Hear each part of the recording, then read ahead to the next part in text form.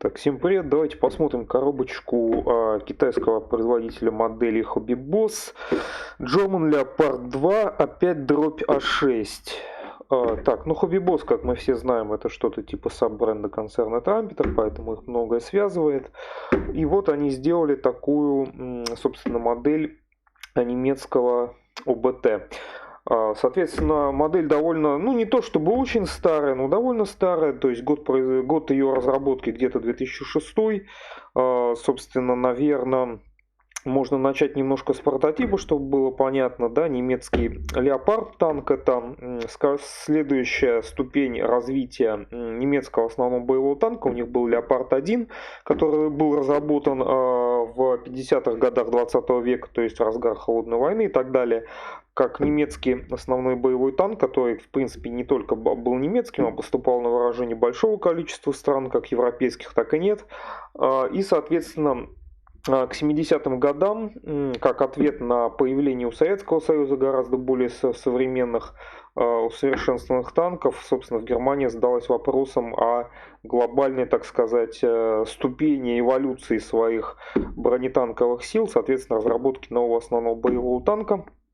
Дальше, собственно, история его была долгая, успешная. В частности, прототипный Леопард 2, впервые изготовленный в 1972 году, даже успел посоревноваться с Абрамсом на испытаниях, когда с прототипным Абрамсом, когда, собственно, шла речь о том, какой основной боевой танк будет США принимать на вооружение. Ну, Абрамс, он когда в целом по испытаниям, ну, как сказать, не то что проиграл, был в итоге выбран проект танка Абрамс, но, тем не менее, в Германии успешно он стал основным боевым танком, а также после экспортировался в большое количество стран, в основном страны Европы, стран НАТО, но также по лицензии выпускался, ну так сказать, выпускались модификации танка под разные страны с различными индексами, доработками, переработками и так далее. В общем, всего за все время конкретно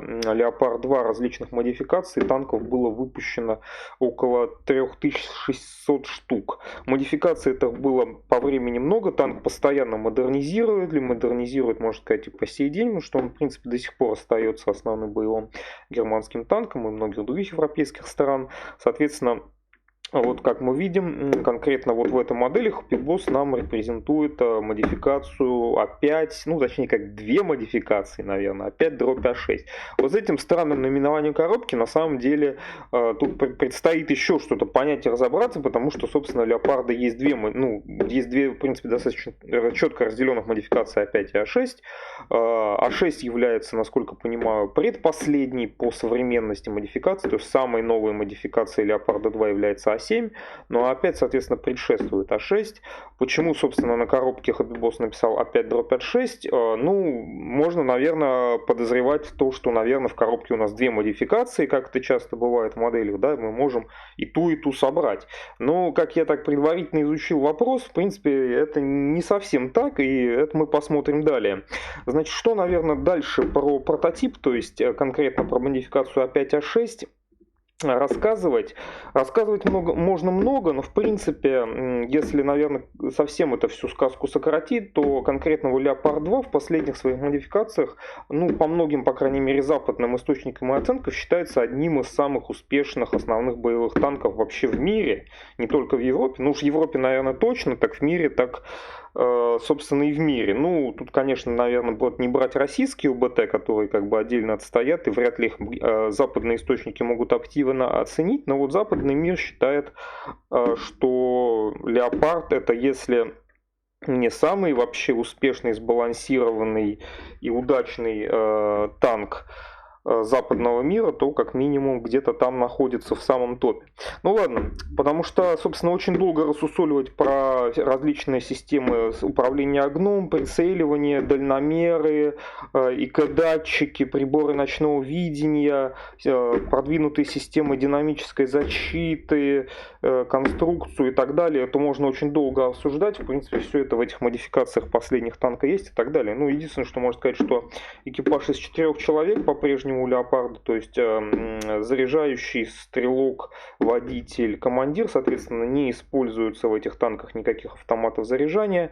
Ну и, собственно, что еще? Да, по модификациям мы посмотрим дальше. Ну, по набору, значит, боксард хобби-боссовский, забавный такой, где вот у нас такое масштабное наступление. Едут, собственно, марды, вот помимо в одном боевом порядке с леопардами летят какие-то, ну, какие-то престарелые достаточно вертушки с виду, скорее, американского производства, уж не знаю, на какой год. Да, кстати, я, наверное, не сказал, конкретно модификация А5 и А6, они где-то датируются. Если сам первый Леопард 2, самой первой модификации, был принят на вооружение где-то в 79-м, по-моему, году, то А5 и А6 это модификации уже 95-го года и позже. Ну и, соответственно, как я уже сказал, А6 это предпоследняя модификация. В принципе, наверное, модификация А6 сейчас, наверное, больше всего современных таких есть. Значит, что на коробке Хобби-Босс нам пишет о длине модели собранной, что 313 мм, у нас ширина будет 110 мм, высота 85. Всего деталей нам пишет почти 400 штук, довольно-таки много. И даже пишет количество литников, что их 11 штук. Значит, на других, собственно, боковиках, значит, написано у нас краткая историческая справка, кстати, довольно полезная. В целом тут, в принципе, наверное, написано о основных различиях модификации А5 и А6, чтобы немножко было понятно, да, чтобы сильно, так сказать, не уходить вглубь обзора. А5 от А6 модификации, самое основное ее отличие, это было другое орудие, соответственно, удлиненное орудие, то есть тоже с калибра 120 мм, но на А6 ставили более длинное орудие, соответственно, более усовершенствованное, более лучше. Но там еще было некоторое количество модификаций, но не таких заметных.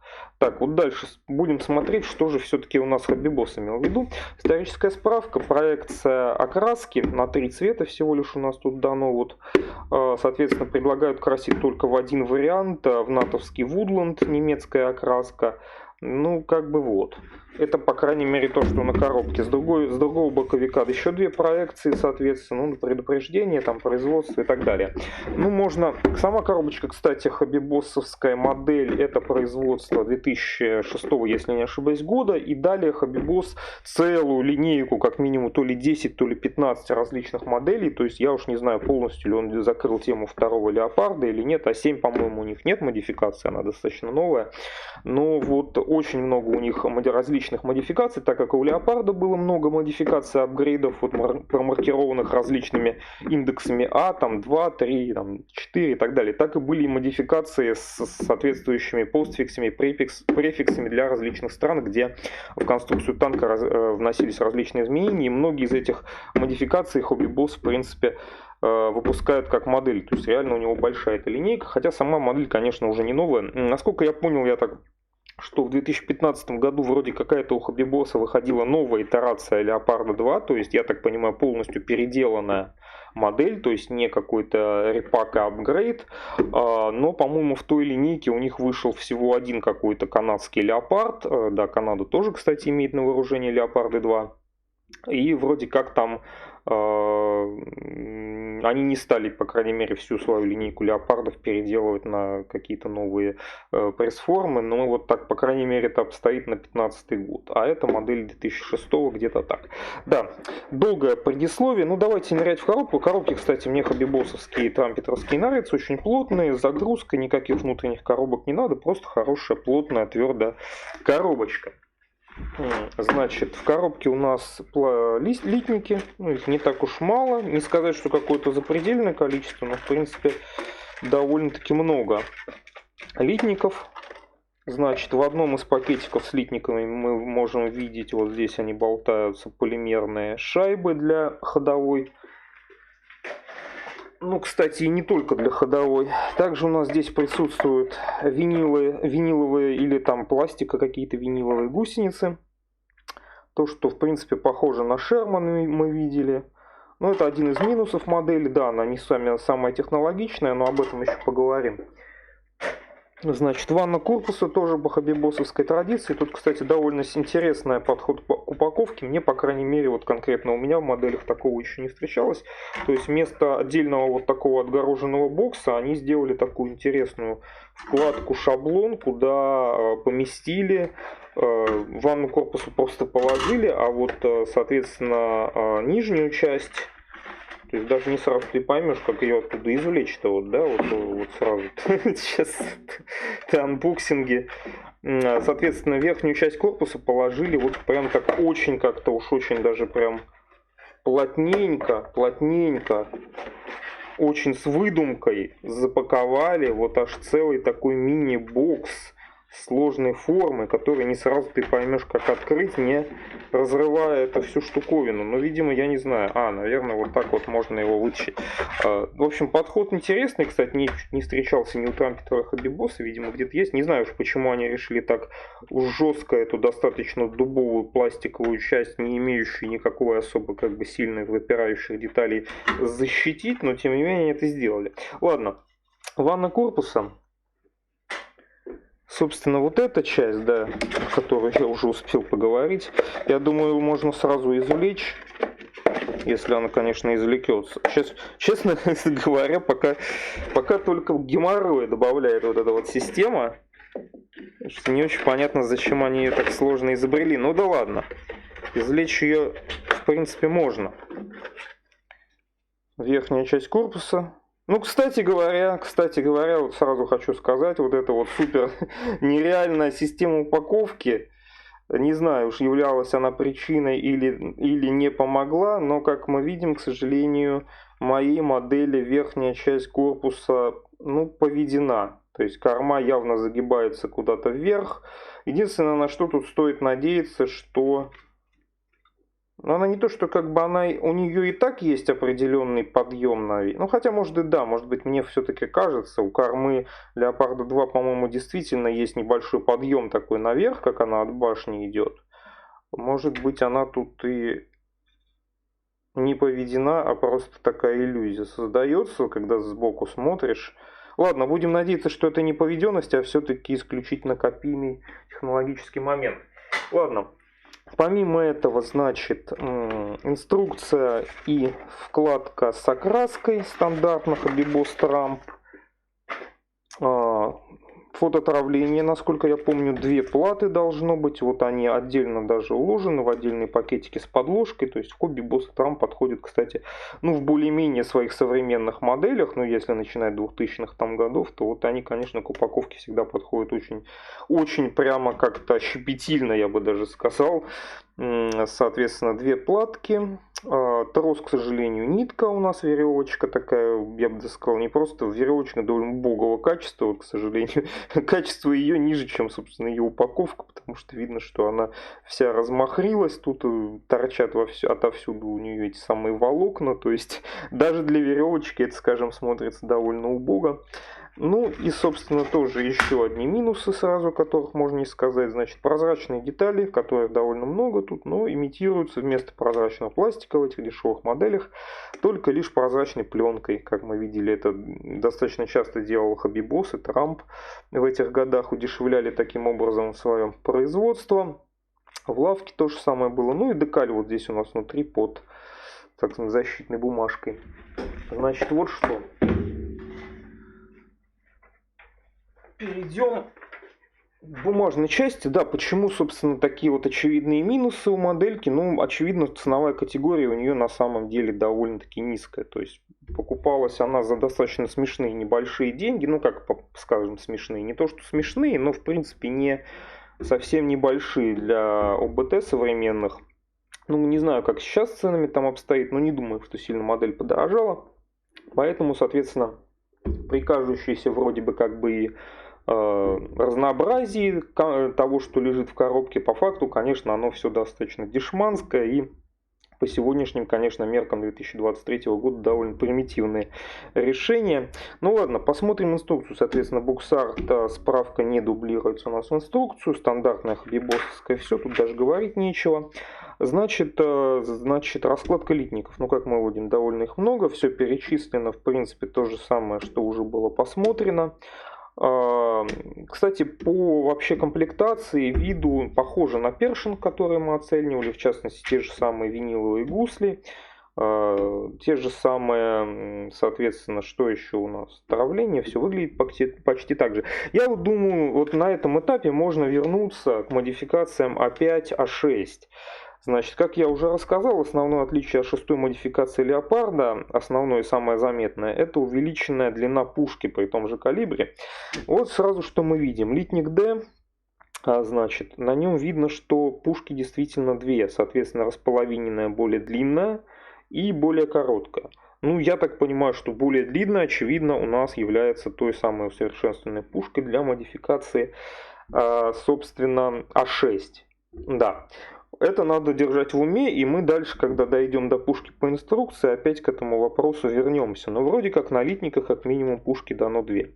Ладно, переходим, собственно, к шагам инструкции. Ну, тут все достаточно стандартно по хоббибоссу, то есть сначала ходовая, склеиваются катки, звездочки, там ленивцы, соответственно, используются полимерные вставки для, собственно, возможности съема безболезненного катков, там, для окраски и так далее.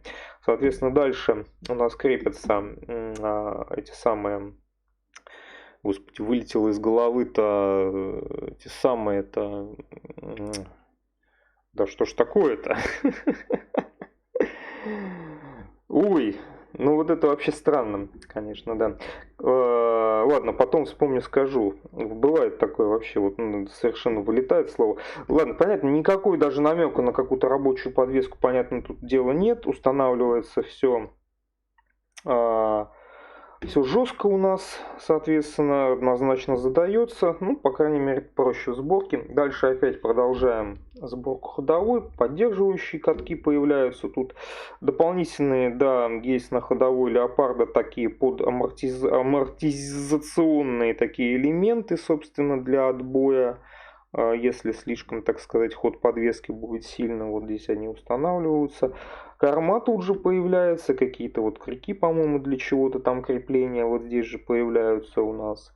Ну и, соответственно, как я говорил, мне нравится всегда в трампетеровских и хоббибосских моделях, что они многие узлы подписывают. То есть помимо того, что мы это склеиваем, мы еще и узнаем, как это все правильно называется. Значит, инструкция, кстати, книжечкой. Не гармошками вот этими унылыми, как в Першинге, которые начинаешь долго вертеть в поиске следующего шага зачастую. А здесь все книжечкой сделано красиво, просто листаешь. Вот, значит, опять другая сторона, поддерживающие катки, вот эти самые держатели, собственно, там под ленивец, под звездочку.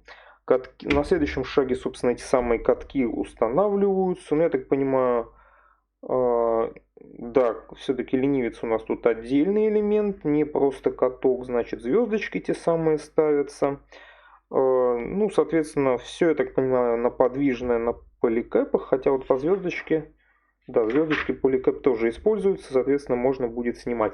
Переходим к гусенице. Кстати, вот этот шаг очень похож на Першинг, который недавно был на обзоре. Тоже нам производитель пишет, что те гусеницы, которые они дают в комплекте, якобы можно склеить клеем для пластика. Ну, я пока, честно говоря, не проверял, потому что, знаете, зная китайцев и их некоторые безалаберные отношения, вот не знаю, что они имеют в виду клеем для пластика. Ну, я надеюсь, это модельный клей, собственно, который растворяет это все дело. Видимо, наверное, должен подрастворить эти самые гусеницы, раз они нам так смело заявляют.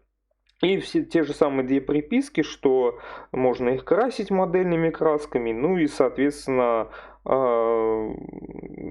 подтянуть их, собственно, при помощи нитки или этих самых скрепок. Я, правда, не совсем понимаю, что именно куда подтягивать, это они нам не поясняют, потому что вот с одной стороны говорят склейте, с другой стороны что-то там скрепками соединяйте. Ну, собственно, не знаю. Я слышал, конечно, вот эти разрывы скрепками скрепляли действительно, и, наверное, нитками тоже можно. В принципе, звучит логично, но зачем, с другой стороны, тогда писать, что это все можно пластиковым клеем склеить? Вот. Но, как я знаю, по некоторым другим моделям Хоббибосса и Трампетера, например, частенько они свои виниловые, пластиковые, резиновые, не знаю какие гусеницы дают с очень сильным натягом. Вот на Першинге, кстати, я проверял, по-моему, или на АП-3, ну, каком-то из танков, то есть, в общем, при правильной установке, однозначной установке ходовой, потому что они на нее не дают вариаций, просто получается, что они дают очень сильный натяг, то есть там буквально при даже жестком стягивании этой гусеничной ленты, да, у тебя может по сантиметру просто не хватать, и очевидно, что никаким склеиванием тут не поможешь, то есть там единственный способ это просто их как-то стянуть, плюс-минус нитки, скрепки, и как бы спрятать этот самый разрыв где-то в верхней части за юбками, да, поэтому вот есть, я, конечно, не проверял еще, потому что не собрав полностью ходовую, этого не скажешь, да, но вот такие моменты у Трампетера Хобби Босса, когда вот они эти виниловые гусеницы дают какой-то, ну, откровенно недостаточной длины, мне кажется, это имеет место быть. Но и опять же, вот возвращаясь к виниловой гусенице, все это актуально тем для тех, кто хочет сэкономить и меньше морочиться, потому что я еще раз повторяю, на современных ОБТ и на Леопарде в том числе развиты очень эти боковые юбки, экраны и так далее. То есть там верхняя часть гусеницы будет полностью закрыта и не видна, а это как бы самая такая основная часть, из-за которой частенько виниловые гусли идут на выброс, это невозможность на них задать провис. Но для этого танка это в принципе не характерно, потому что никакого провиса, если собирать из коробки, вы там все равно не увидите, да. И в принципе натяг гусеницы на современных танках он сильный, поэтому даже в верхней части там в принципе провиса никакого такого очевидного и не должно образовываться. Поэтому если не хочется добиваться полнейшей копийности, крутости посредством закупки как минимум наборной, а как максимум рабочей гусеницы, то в принципе, ну, можно, наверное, виниловой ограничиться, лишь бы она налезла как-то там. Ладно, вот эту самую они гусеницу поставили и переходят к верхней части корпуса. Крупные элементы на нее устанавливаются, в основном то, что, собственно, не было отлито зацело. Брызговики, тут какие-то люки, крышки, вот боковая часть, там с МТО какой-то, видимо, какая-то крышка отдельно. Вклеиваются перископы водителя, вот появляется та самая прозрачная пленка, которая у нас идет вместо прозрачного пластика. Кормовая часть устанавливается, боковые, ну не юбки, стенки в данном случае, еще какая-то небольшая деталировка, зеркала боковые заднего вида, крюки, еще какие-то панели дополнительные. Еще вот появляются те самые юбки, соответственно у нас, насколько я вижу по юбкам, тут у нас нам их почему-то 2 раза нарисовали. Ну, видимо, что они сначала из 2 деталей, а потом крепятся на модель. Шанец, какие-то вот тут у нас элементы каких-то крюков, держателей кое-какие. По мелочевке надо будет, видимо, отрезать какие-то ненужные части. Осветительные приборы. Ну, еще немножко деталировочки. Ставятся, значит, потом у нас предлагают стыкануть, соответственно, верх корпуса и ванну корпуса, то есть накрыть все эти гусянки, собственно, корпусом, поставить фототравление. В частности, идут вот эти характерные круглые решетки защиты, ну, насколько я понимаю, воздухозабора, скорее всего, но я не очень уверен, наверное, скорее всего, воздухозабор. У нас тут располагается, значит, дальше уже 9-й шаг. Появляется у нас тот самый трос, который нам предлагают из комплектной, собственно, веревочки нарезать. Но, конечно, веревочка откровенно убого выглядит. Тут лучше все-таки ее на что-то менять. Скорее всего, конечно, металлический трос.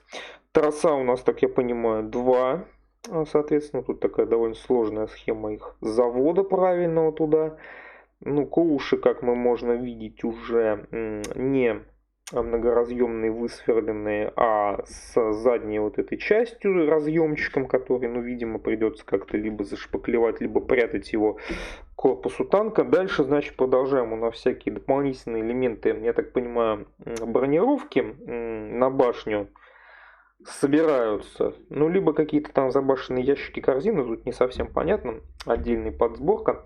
И вот, собственно, вот, наконец мы вернулись к модификациям А5А6 дробь, которая у нас написана на коробке, детективная история. До сих пор так, собственно, и непонятно, что именно Хобби Босс там имел в виду, А5 или А6. Но вот из 11 шага мы можем видеть, что орудие склеивается из двух половин, ну, кроме оконцовки своей вот этой вот.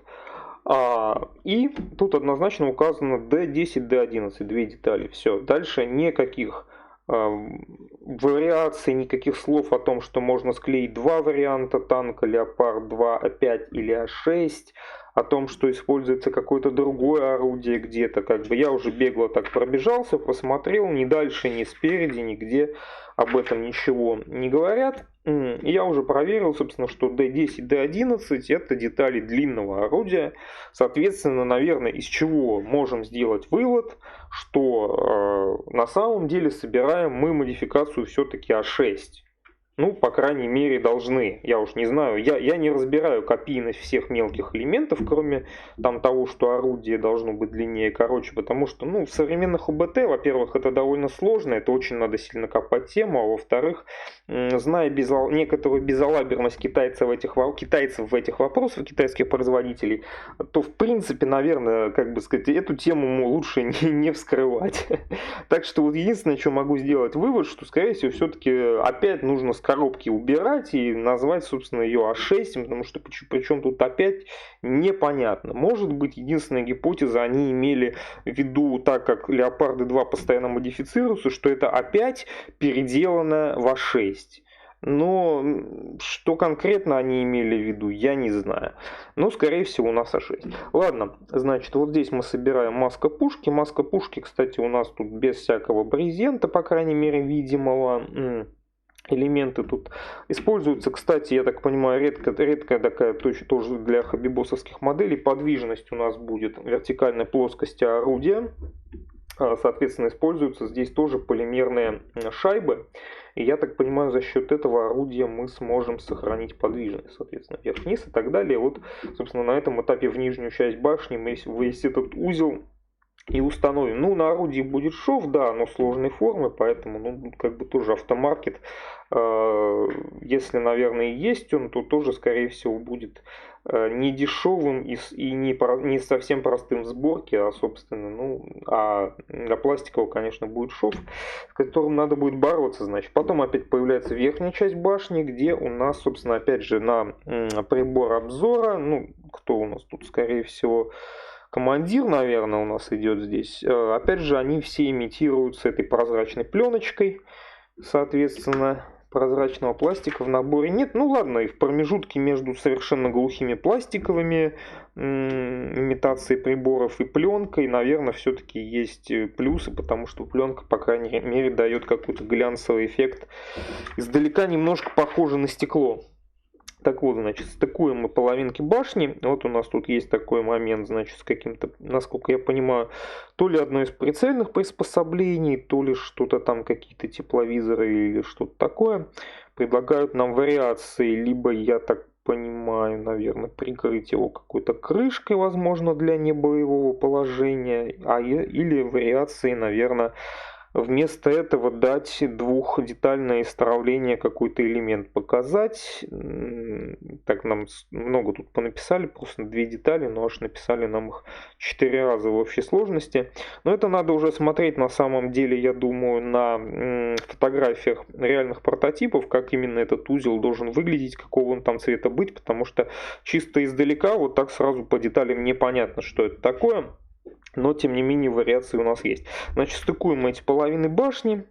Соответственно, ну, шов в стыковке, я так понимаю, должен под низ уйти, наверное. Тут должно быть более-менее. Да, вот это вот. Ну, это не забашенная корзина. Это, скорее всего, продолжение башни. Просто отдельный ее вынесенный элемент. Возможно, кстати, не помню, если механизм в башне хранения какой-то отдельной боеукладки, которая специальными на некоторых современных АБТ используется технология западных в основном, где хранение боекомплект башни, он отделен специальными огнестойкими броневыми перегородками от боевого отделения экипажа, да, и что, соответственно, эти перегородки открываются только в момент заряжания пушки. Это сделано для того, чтобы при попадании в танк, если возникает риск подрыва боекомплекта, то, соответственно, боекомплект, грубо говоря, не уничтожил бы сразу всю башню вместе с экипажем.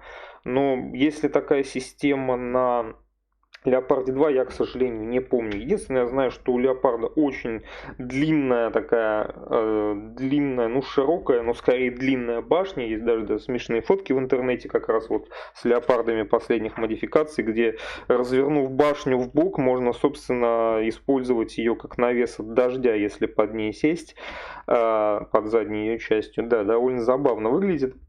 Ну ладно, продолжаем деталировку башни, дымовые гранатометы. Вот здесь у нас появляется корзинка, но она не забашенная, такая сбоку башни скорее, скорее из фотоотравления полностью. Вот у нас целых несколько шагов ее сборки. Видимо, как раз львиная часть фотоотравления, собственно, у нас на эту корзинку и пойдет. Дополнительно тут элементы бронировки всяческой, соответственно, элементы люков стрелка-водителя, ну, ой, не водителя, господи, командира, ну, наверное, стрелка, я уж не знаю, был ли там у заряжающего свой люк, ну, скорее всего, обычно люки.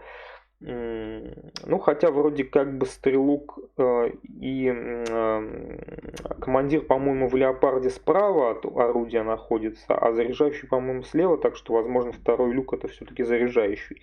Но не берусь прям так сказать, прям подробно фотографии не изучал. Ну, тут много всякой деталировки, опять же, вот это все по отправлению сказал. И, в принципе, 14-й шаг у нас всю эту эпопею заканчивает.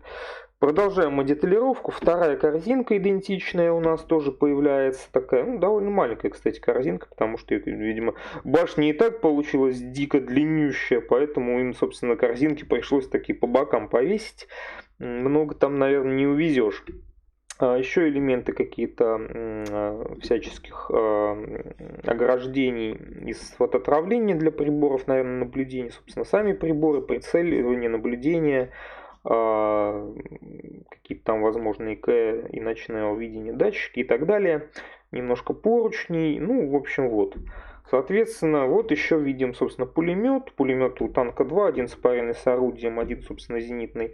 На башне, к сожалению, кстати, не знаю, дистанционно ли управляемый пулемет или нет, но сам пулемет, кстати, довольно примечательный. Пулемет, насколько я понимаю, это у нас МГ-42, ну или как минимум минимальные его модификации, что забавно, да, то есть те самые практически с минимальным количеством изменений МГ-42, которые использовались в войну на позднем ее этапе, они до сих пор, собственно, ну, по крайней мере, на, так понимаю, 90-е, возможно, 2000-е годы еще в Бундесвере продолжали использоваться, что забавно. Ну и, собственно, последний этап у нас стыковка корпуса с башней.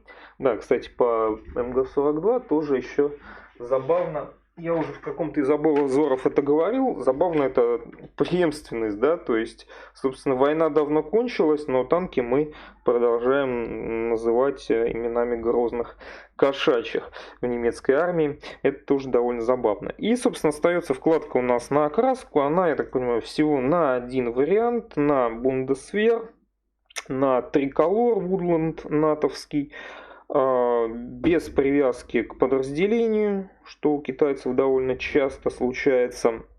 И что тут можно сказать? Из плюсов, что даны, ну, абсолютно все проекции танка со всех сторон. И, соответственно, на красках тоже экономим, и всего 3 нам дают. Соответственно, ну, тут еще размещение декалей, схема, собственно, на 3 цвета. Все с приставкой НАТО на Mr. Color, то есть, соответственно, даже без вариаций на других производителей, исключительно на Ганзу, на Mr. Color, на, собственно, ну, точнее как, на 2 краски. На Aquos Hobby Color, я, кстати, не помню, чтобы они сейчас активно продавались, и на Mr. Color. Соответственно, что у нас тут? Немножко, кстати, нетипичная инструкция, даже вот не сразу поймешь, потому что вроде получается краски даны такие немножко странно, непонятно, что обозначают эти пиктограммы, то есть что именно они этим хотели сказать. То есть вроде бы краски даны на первую линейку красок, а где вторая линейка красок непонятно. Ну ладно, может я что-то не въезжаю. Кстати, обычно у Хоббибосса более прозрачные вот эти схемы окраски именно по распределению красок. Почему они здесь решили отойти немножко по-другому это сделать, я не совсем понимаю. Так ладно, в общем, переходим к пластику. Что у нас по пластику, значит, ванна корпуса в одну деталь, значит, однозначно задаются балансиры. Да, балансиры. Пришло ко мне наконец это слово ко второй половине обзора. Нижняя часть детализирована, ну, так, не сильно довольно-таки, какая-то минимальная детализация заусенцами. Башня. Ванна вроде так сложная форма, не повелась, не искривилась. Ну, деталировки, в принципе, по хобби-боссовски, она, понятно, наверное, ее не очень много, скорее всего, здесь, но она, если какая-то, в принципе, присутствовала, то она все равно скрылась бы за катками и за юбками, поэтому, наверное, не так уж критично. Ну, в общем, такая довольно стандартная для хобби-босса Трампа ванна. Верхняя часть корпуса, вот опять же, ну, деталировка, большая часть ее отлита прям зацела.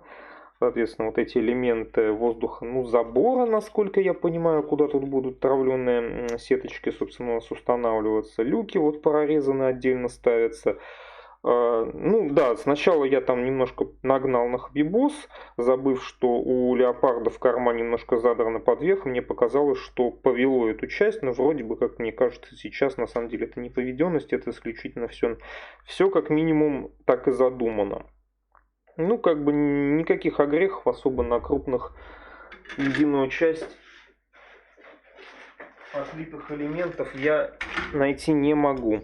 Так, давайте посмотрим. В отдельный пакетик у нас положили крупные детали и башню. Это, кстати, нетипично. Часто хобби-босс башню тоже отдельно просто покладет там вместе с ванной. Здесь решил, собственно, в одну деталь отдельно, но в отдельный пакетик. Собственно, верхняя часть башни в одну деталь. Примерно похожа по качеству на, собственно, на ванну и верх корпуса. Тоже никаких огрехов литья не вижу. Ну, разве что вот на приборах наблюдения вот эти элементы, куда они предлагают нам всовывать. Пленку прозрачную видно, что там немножко подзаплыло. Вот это самое придется ножичком немножко подправлять, чтобы были ровные грани. В остальном, ну, все довольно стандартно выглядит. И второй крупный литник, значит, это нижняя часть башни. Соответственно, ну, тут тоже есть вот такая вот деталировочка, потому что вот эта часть вот скошенная под низ, она будет немножко видна. Соответственно, что еще? Ну, части каких-то крышек на верхнюю часть корпуса немножко тут. Ну, по литью, в принципе, все довольно стандартно.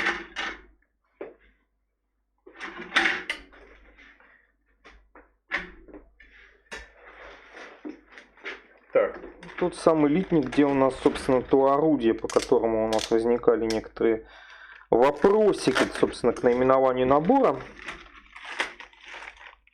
Так, в одном пакетике у нас два литничка, я так понимаю, поменьше и побольше.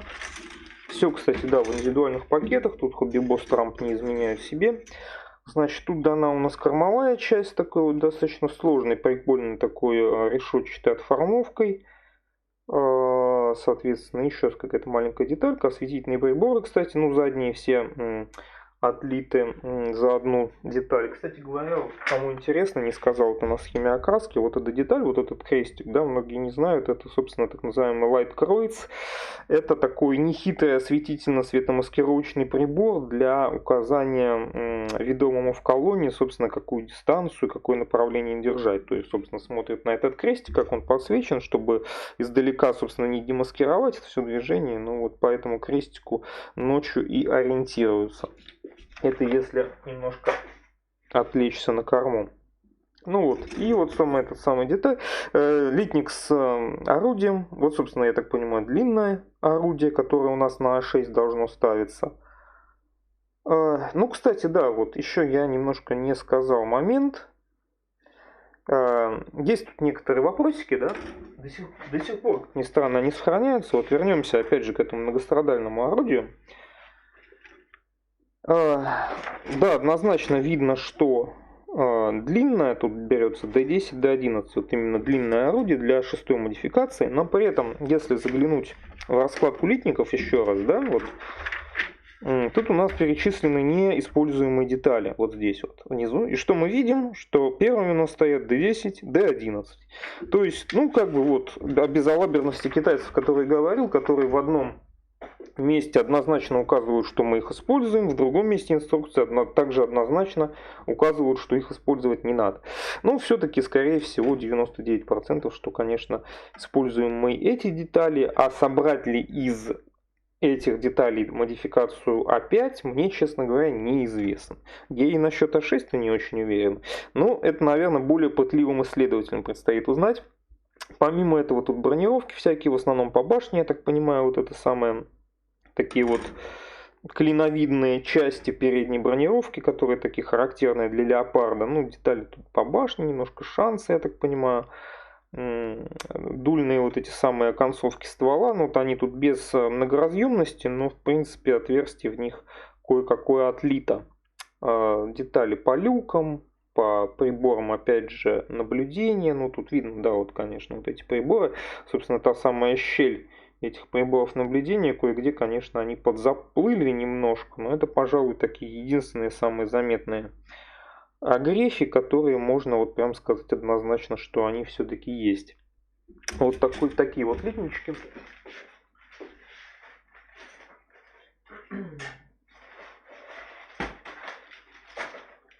Так, еще с крупными литниками пакетик, с крупными деталями скорее.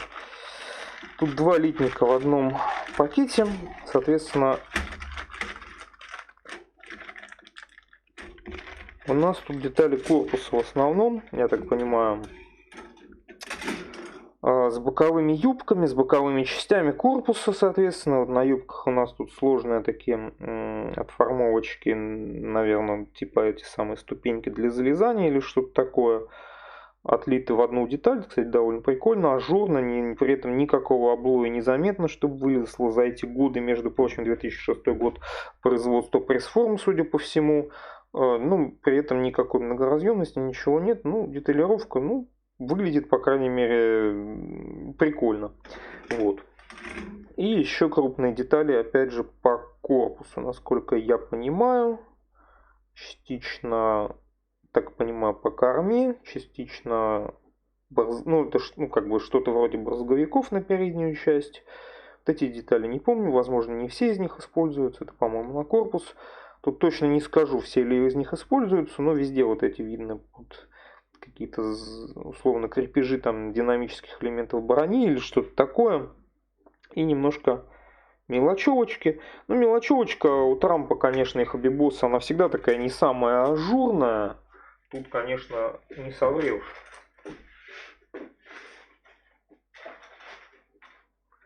Ну, по крайней мере, она отлита, обычно бывает более-менее качественной, в принципе, не вызывает особо прям серьезных проблем при сборке. Хотя сходимость у Хобби-Босса не всегда на высоте, конечно, иногда бывают вопросики. Еще один литничек, где у нас, собственно, вот эти забашенный этот элемент отгороженный. Возможно, где БК там как-то там формируется, хранится, не знаю, не уверен. Элементы вот этих корзинок, я так понимаю, которые у нас из боковых там из фототравления собираются, то есть вот эти их части, они, то есть как бы их каркас он пластиковый, а стенки будут из фототравления сетчатые. Вот видно, что они тут защитили вот эти штырьки, выпирающие из этих ограждений этих корзин, ну, как это называется там, каркас этих корзин, да, чтобы эти штырьки не обломало в коробке, они дополнительно на литниках тут сделали дополнительные штырьки, которые, соответственно, будут распирать это все дело и не давать им смяться. Что, в принципе, прикольно. Ну, тут тоже, скорее всего, по-моему, детали от башни, что-то такое там, верхние, боковые, еще какие-то детали. То есть довольно много, ну, сложной формы башни. Это как бы уже башня, которая у Леопарда за многие годы претерпела много апгрейдов и изменений. Соответственно, вот появляются вот такие вот элементы. А, собственно, Хобби-Босс, он тоже, собственно, как и немецкий концерн Клаус, как он там назывался, производитель? Клаус Мафрей, по-моему. Или Краус Мафей. Они тоже апгрейдили свою модель, поэтому, соответственно, начали с первого модификации второго леопарда, который, значит, он визуально довольно сильно отличается. У него такая вот квадратная такая башня, немножко даже тигр, первый тигр в Второй мировой войны, напоминающая чуть издалека, а потом, собственно, башня у него стала обрастать всякими новыми веселыми элементами. Также это происходило и у хобби-босса в моделях.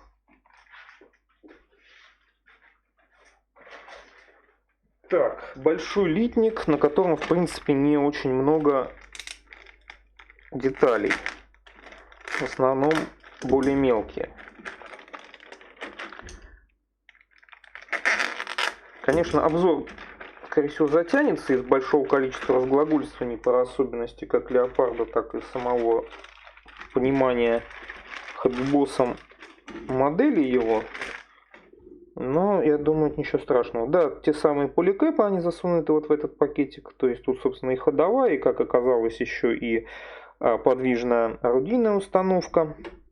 Соответственно, вот мелочевка. Ну, вот этот элемент, это что-то, по-моему, связанное с подводным плаванием, если не ошибаюсь. По-моему, в наборе эти детали не используются у нас, зато, собственно, поддерживающие катки здесь. Детали ограждений каких-то люков, так понимаю, командира и, возможно, заряжающего, скорее всего. Детали дымовых гранатометов.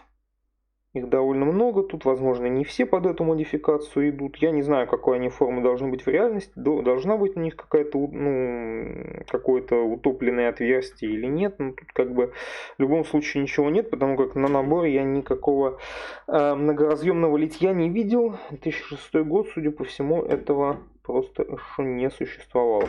Те самые коуши, опять же, тоже без всякой многоразъемности, исключительно вот такая вот выемка там внутри, собственно, чтобы подсунуть туда тросик.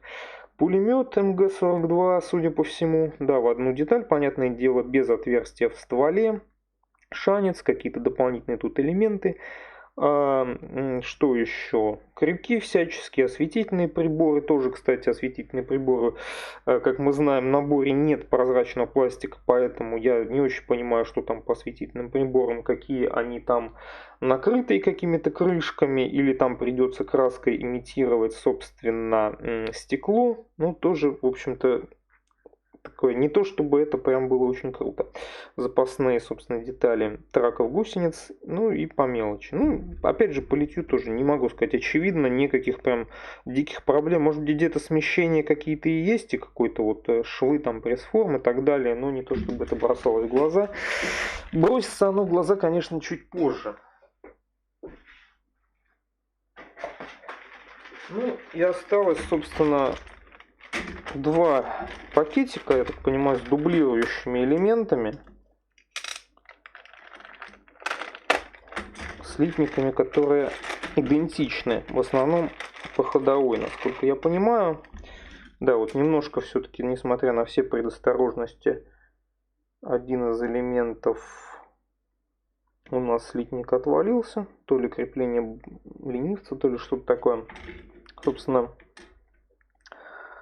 Собственно, у нас балансиры, крепление под звездочку. Ну, тут все довольно стандартно. Амортизация эти дополнительно под балансиры, собственно, которая идет.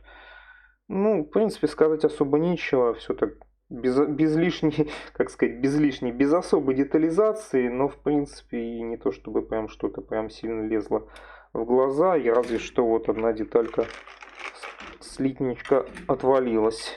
Но так как везде у нас пакетики, то это не особая проблема, далеко она от нас не уйдет.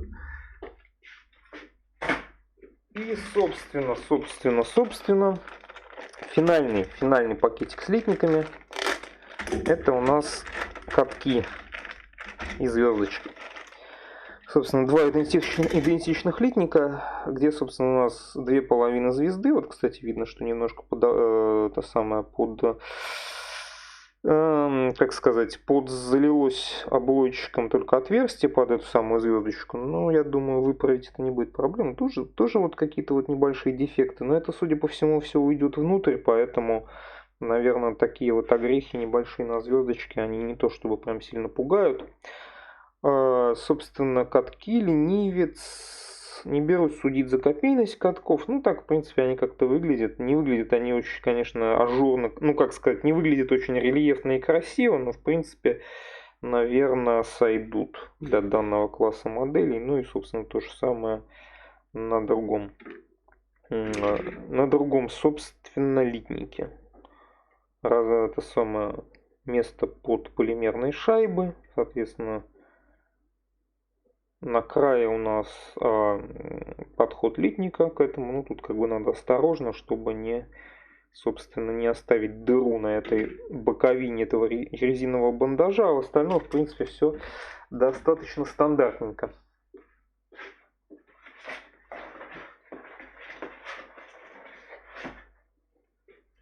После всего, после вот этой долгой эпопеи, остаются у нас так называемые допы. Открывать пакетики, я думаю, с фототравления смысла, скорее всего, особого не имеет. Тут, в принципе, и так все видно, что даны травленые сетки на корзинке, ну, в основном на корзинке, я так понимаю, вот на этой, собственно, ну, ничего особо сказать не могу. Фототравление как фототравление, его немного, но оно, в принципе, есть, и это радует. Потому что при прочих не очень, собственно, технологичных моментах в этой модели хотя бы есть какое-то количество фототравлений. Ну, собственно, те самые сетки на воздухозабор, насколько я понимаю, вот этот элемент того самого прибора наблюдения-наведения, который я там говорил, что надо посмотреть, как он должен краситься. Немножко поручни. Вот тот самый Light Kreuz, как раз о котором я говорил, который на корму ставится помогает, собственно, в ходе движения в колонии. Ну и еще немножко каких-то рамочек и так далее. Ну, фототравление как фототравление. Также в этом пакетике это нитка, которая даже по меркам нитки, честно говоря, выглядит, ну, как-то убого. И, собственно, последний у нас пакетик. Это в один пакетик запакованная декаль. И, собственно, те самые пленочки для имитации приборов наблюдения. Пленочки, кто видел трамповские, хоббибоссовские модели, достаточно стандартная тема, как бы знает, что это такое. Ну, типа, как бы вот, ну, такой вот компромисс. И, собственно, декаль запакована, как обычно, фанатично.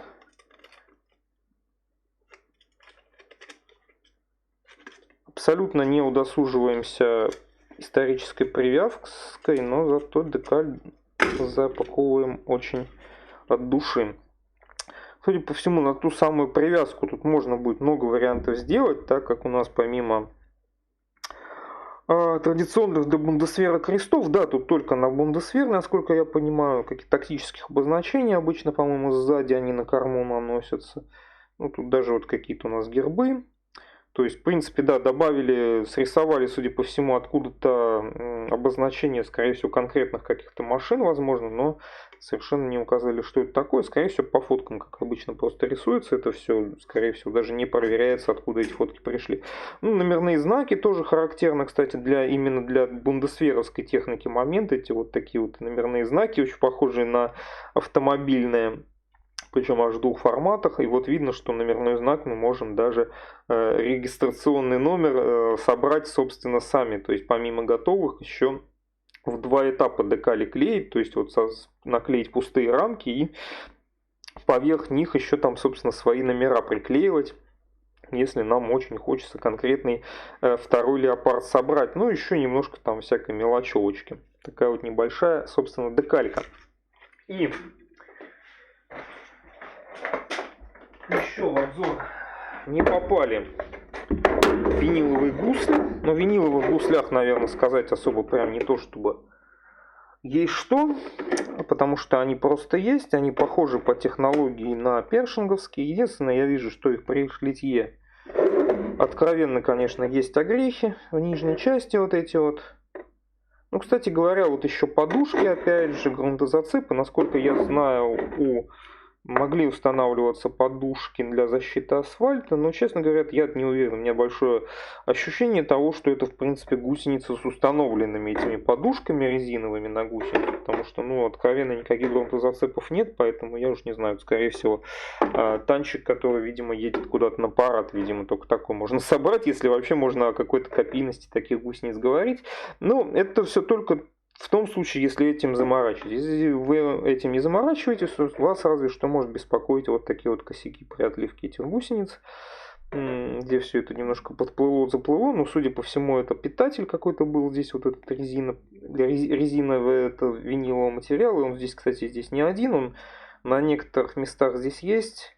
То есть, и я даже не знаю, можно ли его как-то безболезненно удалить, потому что с резины в такой сложном месте это, конечно, удалять, это вот такое себе еще веселье, разве что надеяться, что он спрячется куда-то под низ и как бы на передних, задних частях, собственно, гусеницы не будет этого кошмара видно, но посмотрим. Ну и, собственно, вторая гусеница, да, очень много я посвящаю времени виниловым гуслям, потому что они как-то внезапно, ну, отвратительно сделаны, даже по меркам виниловых гуслей. Тут, смотрите, тут эти питатели вообще, такое ощущение, что тут кто-то чем-то подплавлял все это дело, да, ну, совсем ужасно выглядит.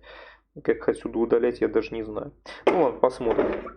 Вот, что, значит, по итогу нашего длинного рассказа можно сказать, что самый прикол, ну, модель типа дешевая, но 2006 года и от Хабибоса, да? Как вытекающие, самое заметное, например, абсолютно непонятно, что они имели в виду в названии модели. То ли модификацию А5, то ли модификацию А6, то ли модификацию опять апгрейженную в А6. Возможно, у нее есть какие-то особенности, которых я просто не в курсе, но как вывод, собственно, длинного вот этого изучения, можно, скорее всего, предположить, что на самом деле у нас тут модификация все-таки А6, а опять написано просто по приколу. Ну, вот такой вот немножко неоднозначная, но дешевая модель Леопарда от Хабибос.